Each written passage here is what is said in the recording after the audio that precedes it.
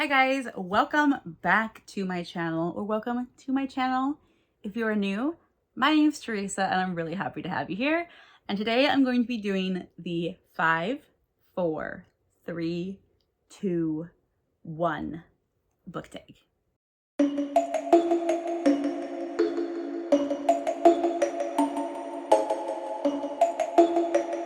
So we're gonna go into the tag. This is basically a numbers tag where I have to answer things like 5 books, 4 books, 3 books, that kind of thing. The first one is 5 recent 5-star reads, or 5 recent books that I've really enjoyed. The first one I'm going to talk about, so I do have 5 books. The first one I'm going to talk about is one that wasn't a 5-star read, but it was really dang close. And that is, it was a 4.5. And that's Waking Hours by Liz Wheel and Pete Nelson. So the reason I think, well, I mean, I could be wrong on this, but I would say one of the biggest factors of this not being a 5-star book was unfortunately the narration. I listened to this on audiobook. If I would have read this book, I mean, I don't know, right? Because I don't know if that's something that I would have liked or not, who knows? But I feel like the narration was just a little too joyful for this book. Nothing against the narrator. She did the voices very well. I don't really have any problems with that. I just feel like she was a little bit too upbeat, where this book is supposed to be a suspense, murder, thriller kind of thing. And it felt more happy than I think it should have been. Maybe that's just her voice. Like, I'm not trying to shade the narrator or anything. That's just kind of, I think it took me out of the story a little bit when they were talking about some of these things, and she just sounded kind of happy. And I was just like, I don't really feel like that's the tone of this book. But other than that, this book was amazing. I'm going to try and keep my synopses, or talking about my books, try and keep them short, you guys, because you all know I can talk for days and days and days. It's ridiculous. So the gist of this book is it follows a forensic psychologist, I can never remember which one it is, who is also kind of like a criminal profiler. There is a murder of a teenage girl that takes place in this small town in New York State. And it's, the way that this girl is murdered is pretty gruesome, and it looks to be some sort of ritualistic killing.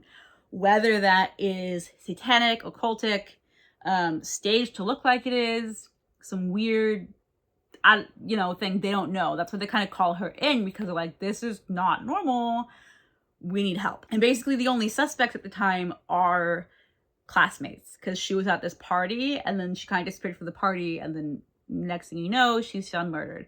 So they're kind of thinking that these other fellow high school students may have something to do with it. So she's called in by the local police to kind of, help out and figure out what happened. Is this really some kind of satanic cult kind of situation? This book is Christian fiction, so it does dabble in spiritual warfare. It didn't really go too deep into it in this book, but I feel like as the series progresses, this is a trilogy, I definitely feel like there's going to be more, and it's going to go deeper into like kind of that gritty spiritual warfare kind of thing, which I absolutely love. So I really, really enjoyed this. Again, I couldn't rate it a 5-star because of the narration, but I'll have to reread it sometime, just, physically, and see what I think. But yeah, it was really, really great. It definitely is spooky if you're looking for kind of a psychological, but it wasn't gory. The other thing I really loved about this book, you guys, is the fact that it was kind of scientific. Like, I need to look up this author and see if she herself is some kind of mental health professional, because they talk about a couple different things like dyslexia and stuff, where they kind of describe it in a way that's, well, clinical, but in layman's terms, if that makes sense. And it was super fascinating. I love all things that have to do with psychology, psychiatry, whatever. I took psychology classes in college. I am obsessed with forensics and police procedurals.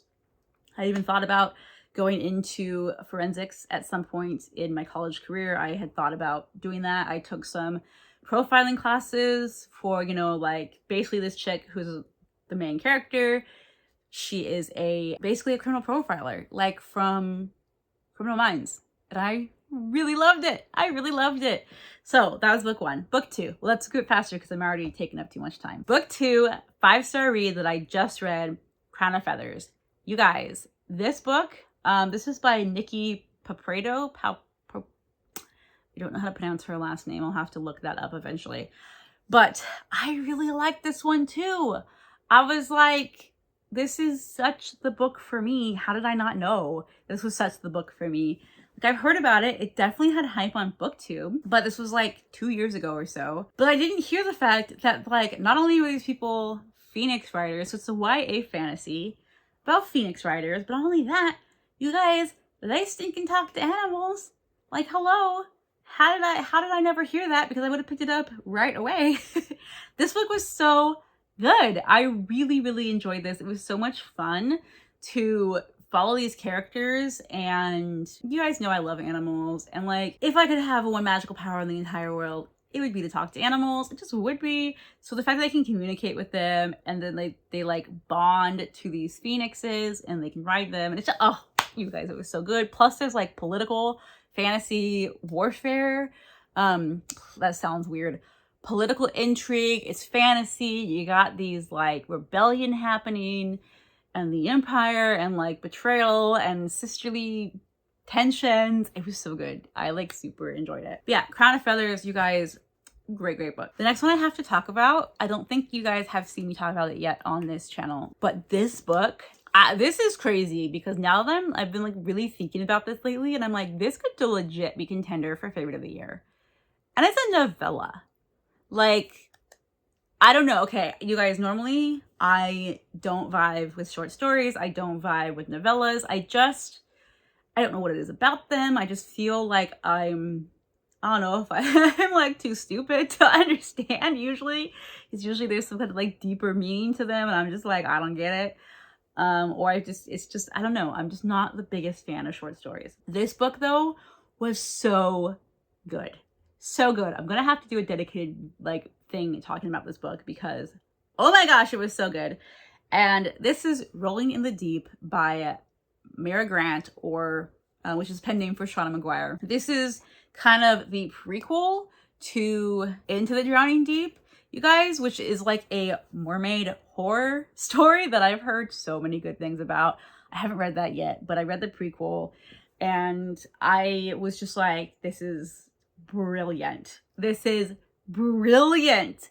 I loved it so much. Like I said, normally don't do short stories, but the pacing and everything, like everything was resolved like how I wanted it to be resolved, and it just fit together perfectly in this little novella.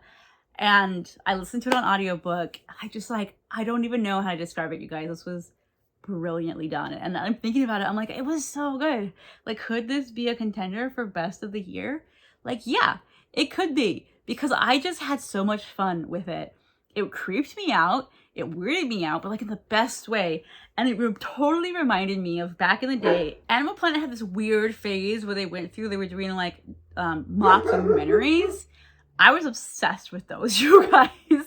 Like, the mermaids, are they real? That's totally what this reminded me of. And it's kind of like what it's about, because it's about this ship crew that basically goes out and tries in the Mariana Trench and tries to find these mermaids. And it was so great. It was so great. I'm gonna have to do a video on it because like, I want to gush about it, but I can't in this video because it's gonna be long if I do. Okay, then the next one, so book 4 out of the 5. I apologize if you can hear the dog barking in the background. We just got new neighbors behind us, and he normally he's not that big of a barker, but recently, like really over the past couple of days, he's been super just like, he sees them moving around or he hears their dogs barking and he's like, oh my gosh, I have to bark too. So yeah, anyways, sorry if he's barking in the background. Okay, the next one, so book 4 out of the 5 is The Collective by Allison Galen. 5-star read. I talk about it in my July wrap up if you want to go watch that video. Basically, this is a book about a group of mothers whose children have been harmed, murdered, well, usually murdered, killed, whatever, in some way. And they feel like they have not gotten justice for the tragedy. So they kind of form this group and have like fantasy revenge killings or vigilante killings. And it kind of goes into this one main character realizing that this might not be fantasy after all. Things might actually be happening to the people that harmed our children. And it was good. It was psychological.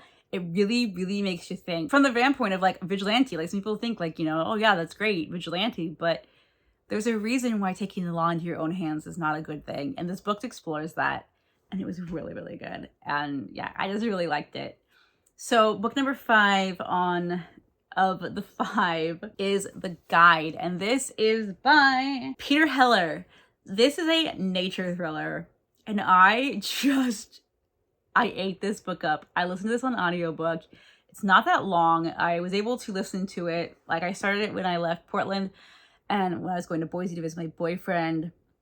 I finished it when I got there. It's like a 6.5 hour drive. So, you know, but this is basically about a nature, it's a nature thriller. It's about this fishing guide who goes to this really, really expensive, like top of the charts fishing thing that only like the richest of the rich can go to, like celebrity status kind of stuff, A-list celebrity kind of stuff. And it's kind of like the isolation trope, where they kind of get stuck at this lodge and really weird, creepy things start happening and they're stuck in the middle of nowhere in the woods. And I loved it. I loved it so much. It gave me all the creeps and all the feels, and it just like was so nostalgic for me because I used to go camping all the time when I was a kid, and I was like, I can totally, I just like, I don't know. I liked it. I liked it a lot. So that's book 5. Okay, number 4 is 4 auto by authors. This one's super easy, y'all. I didn't really have to think about this. So number 1, Ted Dekker. Like, if y'all don't know, I literally have, it's not behind me, but I have a dedicated Ted Dekker shelf because he's my favorite author. So like, yeah, auto buy for him. Now that I say this is like super obvious, I'm totally blanking on all the other authors that I was gonna say. So Frank Peretti's another one. I'm not gonna count him as one of the 4 though, because I don't think he's written a book in a really long time. And I've read literally every single one of his books. But if he ever came up with another one, he'd be another auto by author, and he is another Christian, like thriller, suspense, spiritual warfare type author. Ruth Ware, number 2. Ruth Ware. I haven't loved every single one of her books. I've liked every single one of her books, and Turn of the Key was one of my favorite books of all time. So yeah, I just love her books. I think they're great. So Ruth Ware, 100% auto by author. Author number 3, really? Probably Leigh Bardugo. Even though I haven't really, I've only read like a few of her books, but every single one of her books that I've read, I have absolutely loved. I've read Six of Crows, Shadow and Bone, Seas and Storm, so I need to read book 3 in the Grishaverse. I need to read, you know, the continuing of the Six of Crows. I've read Ninth House, which is her adult book, and I've read, which one did she do? Superwoman, I think, was what she did with the DC Icons. Every single one of those books was a 5-star. Every single one of them. I love them so much. So I'm definitely saying Leigh Bardugo because just great, great books. Number 4 is Jamie Jo Wright.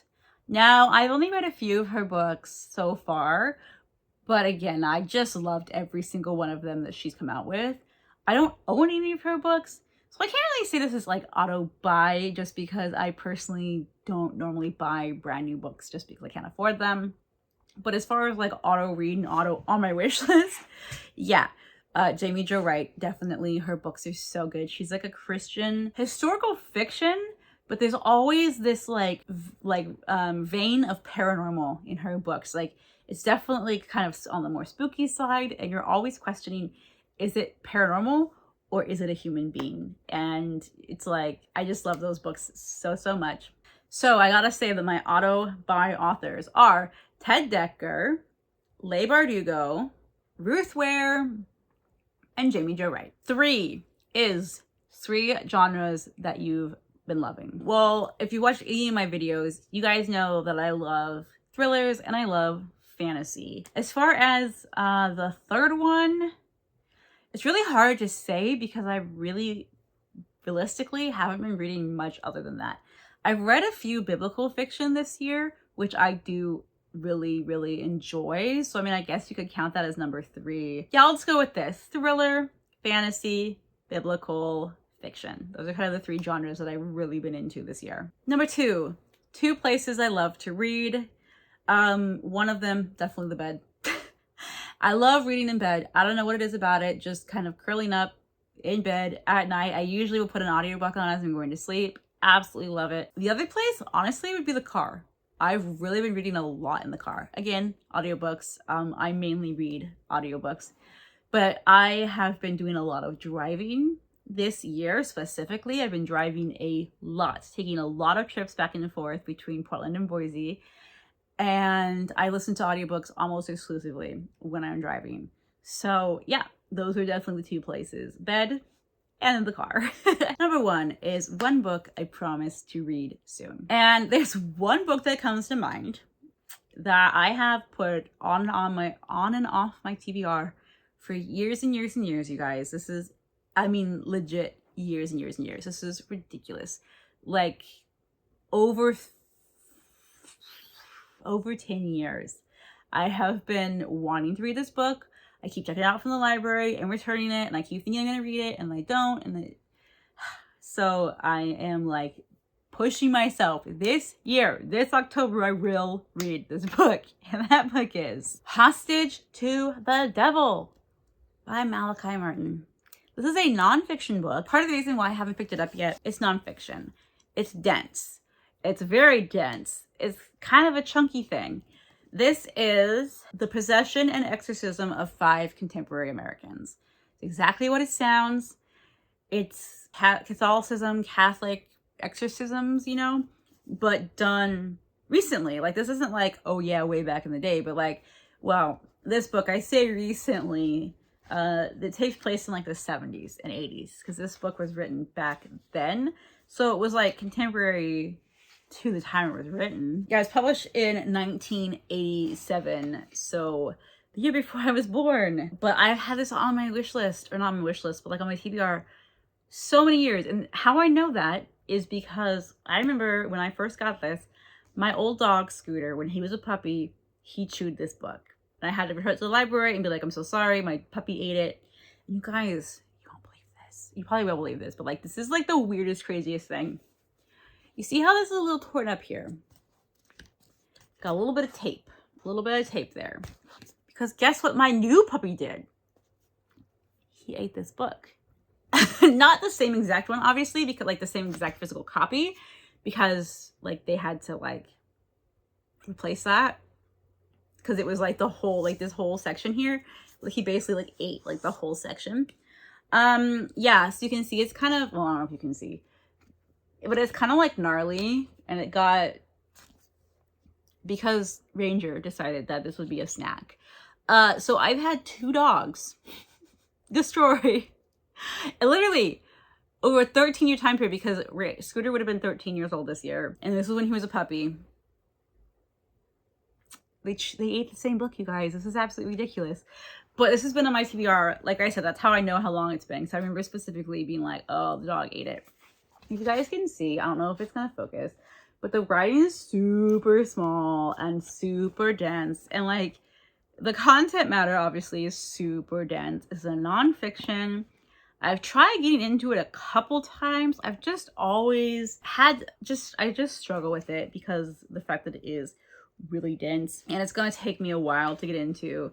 But it legitimately is talking about cases of modern day exorcism of demonic possession.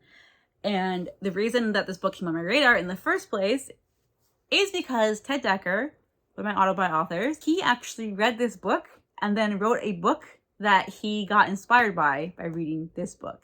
I believe it was Adam. I think it was Adam that he wrote, that was inspired by the stories that he read in here. So that is what I wanted to pick it up, and I've just not read it, but I'm going to read it this year, you guys. I promise I'm going to read it this year. At least I'm going to do my best, because, oh my gosh. Okay, that's it. That is the 5, 4, 3, 2, 1 book tag. hopefully you guys stuck with me through this. If you guys are not subscribed, if you like my channel, please do subscribe. It would really mean a lot. But anyways, guys, thank you so much for watching this video. I'm not going to tag anyone in particular. I'm just going to say, if you haven't done this yet, you want to, go ahead. You're tagged. You, the person watching this that wants to do it. You're tagged. Yeah, thanks for watching, you guys, and I hope to see you in my next video.